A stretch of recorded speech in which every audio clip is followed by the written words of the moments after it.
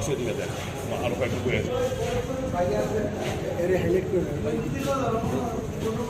মুখটা আছে মুখটার সামনে আমরা গাড়িটা নিয়ে আইতেছি মানে যাইতেছি তখনটা দেখতে গেছি আর আমাদের আমরা আগে আরেকটা গাড়ি মাইন্ড করতে তারপরে আমরা এখান থেকে গাড়িটা ঘুরে নিয়েছি একটা আইটির সঙ্গে স্যার আমতুল থানার সামনে কয়েকটা বাইক থেকে নিয়ে গিয়ে সামনে দাঁড়িয়ে শুধু প্রথম গাড়ির ড্রাইভারটা অনেক ই করতে আমি কাছে গেছে না তারপর আমাদের নিয়ে সেটা ফালাই ফালাই সেটা বাইরে এসে বাইরে লাস্টে ওই মাথা ওই করতে পারি আমাদের পরে মানিয়ে রেখে তো মানিয়ে রেখে নিয়ে গেছে কেন দাদা আর বিজলি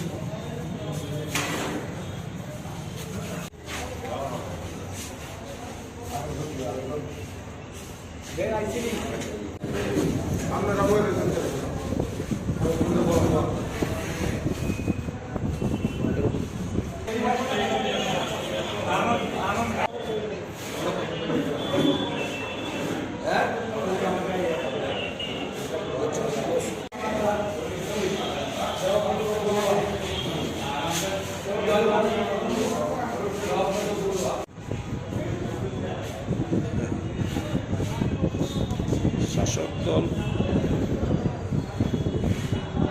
বুঝে গেছে ভালো বড় বা কংগ্রেসের প্রতি মানুষের যে বিশ্বাস যে সমর্থন সারা রাজ্য জুড়ে নতুনভাবে বইতে শুরু করেছে। শাসক গোষ্ঠী মারাত্মকভাবে চিহ্ন তাদের তো জনসমর্থন শূন্যের করে তাদের কাছে আছে অর্থ এবং কিছু গুন্ডাপানি সফিস্টিকেটেড কিছু আর্মস অ্যামিউনিশন ডান্ডা রামদা যেগুলো আমরা দেখতে পাচ্ছি আস্তে আস্তে করে এগুলো এদের পুঁজি।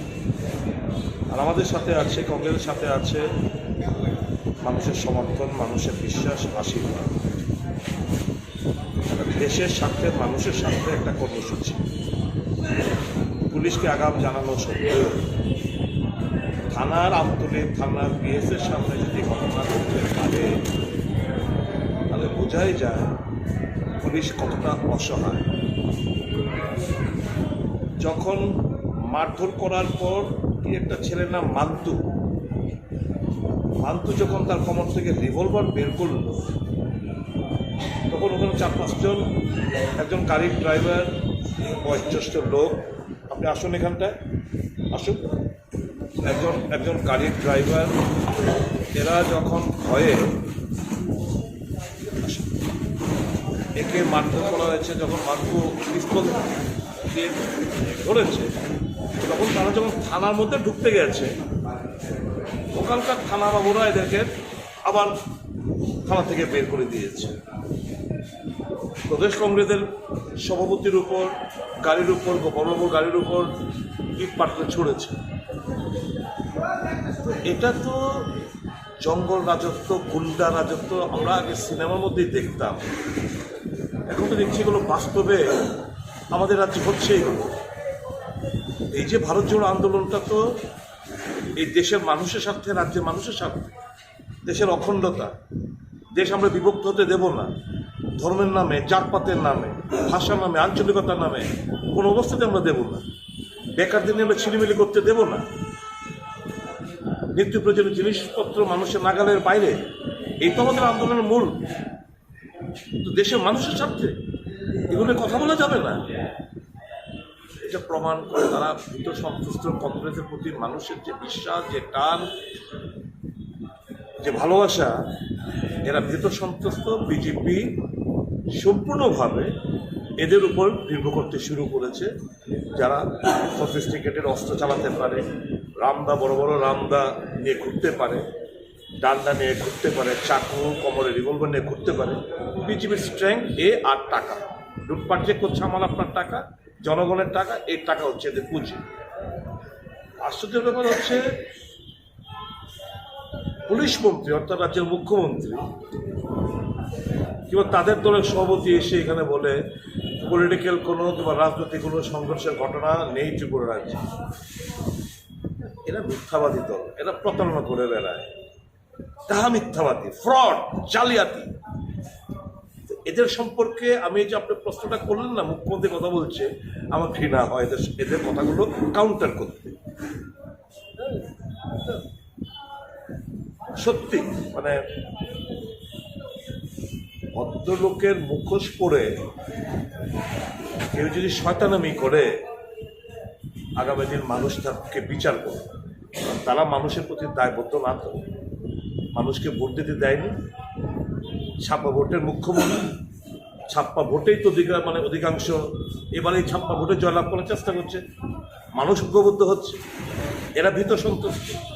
এ করে আমাদের গায়ে রক্ত ঝরিয়ে যদি মনে করে কংগ্রেসের দাবিয়ে রাখবে, আমরা অন্যান্য বিরোধী রাজনৈতিক দলের মতো না যে শরীর রক্ত ঝরলে কিংবা দৌড়নি খেলে কিংবা ইট পাটকেল ছুড়লে কিংবা বন্দুক দেখিয়ে কামদা দেখিয়ে আমাদেরকে মানুষের সাথে আন্দোলন স্তব্ধ করে দেবে।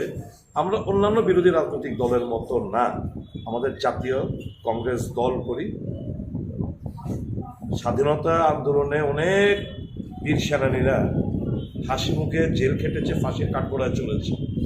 আমাদের গায়ের থেকে আর একটু রক্ত ঝরলই, ঝরাবো, মানুষের সাথে ঝরাবো, মানুষের সাথে নিজেকে আত্মহতি দিত আমরা পিছু পা হবো না, এটুকু বলতে পারি।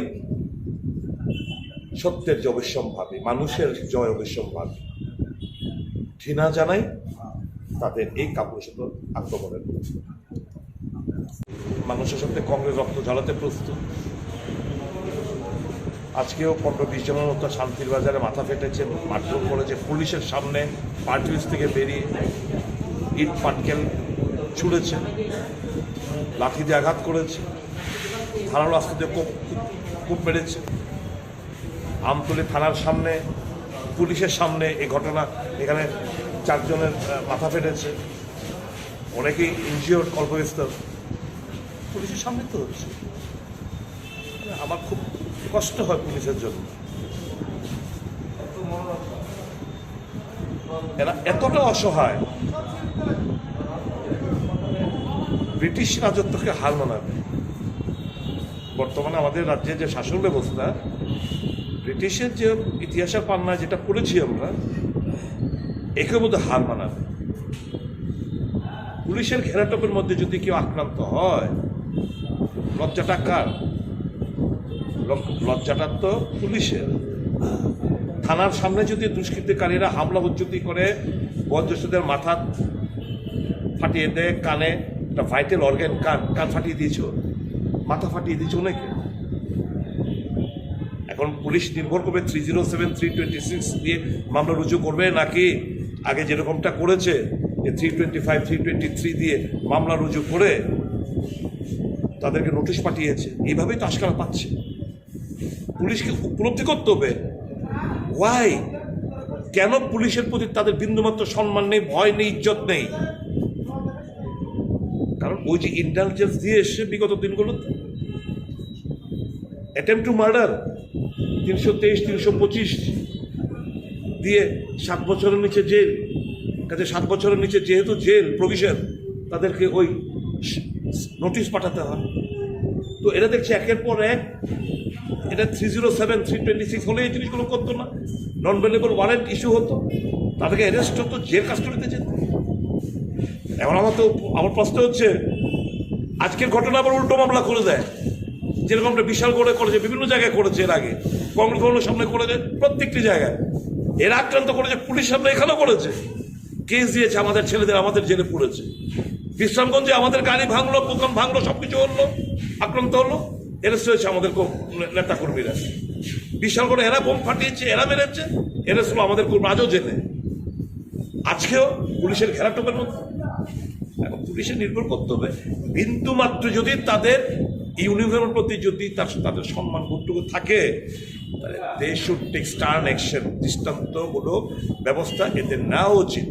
নয়তো আমরা বলুক আমরা তাদেরকে চুরিয়া, আমরা কিন্তু প্যানাইকে চুরি পরিয়ে দেবো, একদিনকে গিয়ে ডিপোটেশন নাম করে এদের হাতে চুরি পরিয়ে দিয়ে আসতে হবে আমাদের, এটা বাকি রয়েছে। না, আমরা তো অহিংসা, আমরা তো হিংসা বিশ্বাস করি। আমরা আমাদের আন্দোলন চালিয়ে যাব। আমরা আমাদের লক্ষ্য কি? আমার উদ্দেশ্যটা হচ্ছে মানুষকে রেহাই দেওয়া, ত্রিপুরার লোককে বাঁচাও, তার জন্য তো ত্রিপুরা বাঁচাও। ভারত জোড়ো ত্রিপুরা বাঁচাও যাত্রা মানুষের গণতান্ত্রিক অধিকার, সাংবিধানিক অধিকার সমস্ত কিছু খর্ব করেছে। কিছুই নেই রাজ্যের মধ্যে, প্রতিবাদ করার সাহস নেই, কি কথা বলার সাহস নেই। প্রত্যেকটি ইনস্টিটিউশনকে তারা কবজা করতে শুরু করেছে। এই নিয়েই তোমাদের আন্দোলনটা। তো মানুষকে বাঁচানোর জন্য যদি আমাদের জেলে যেতে হয়, রক্ত ঝরাতে হয়, উইল গ্ল্যাডলি ডু সো। আমরা হাসি মুখে আমরা এই রক্ত ঝরাবো, হাসি মুখে আমরা জেলে যাব।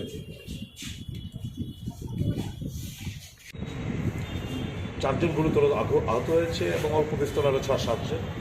শান্তির বাজারে একই পুলিশের ঘেরাটোপের মধ্যে তাদের আক্রমণ অনেকজন, 4-5 জন তো মিসিং, খোঁজ পাওয়া যাচ্ছে না। 4-5 জনের মাথা ফেটেছে। বাকি খবরটা এখন বিস্তারিত আসেনি, কারণ যার যেরকমভাবে দৌড়ে পালিয়েছে।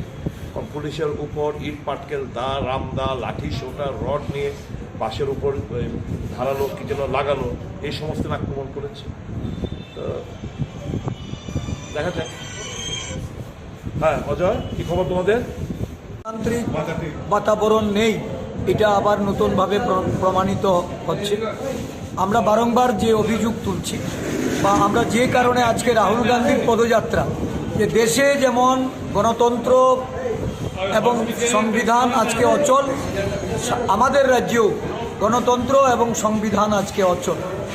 বিরোধীদের অনুমতি নিয়ে আরক্ষা প্রশাসনে এমনকি উচ্চ পর্যায়ে ডিজিপির কাছে প্রেরিত আমাদের এই কর্মসূচির রোডম্যাপ IGLও নিজে এটাকে উনি পরিকল্পিতভাবে আমাদেরকে আরক্ষা প্রশাসন দিয়ে সহযোগিতা করছেন।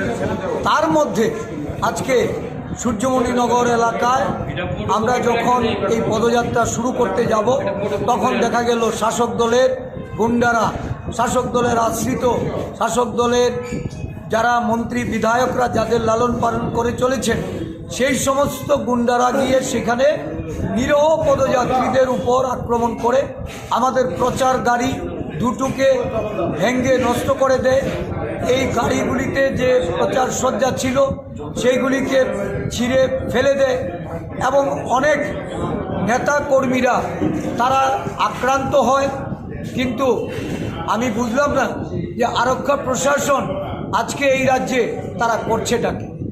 তাদের যে দায়িত্ব, একটা অনুমতিপ্রাপ্ত কর্মসূচি যেখানে সমস্ত নিরীহ পদযাত্রীরা আজকে ভারত জোড়ো যাত্রার ত্রিপুরা বাঁচাও কর্মসূচি সূর্যমণিনগরের চমনি বাজার থেকে শুরু করার আগেই তারা হামলে পড়ে।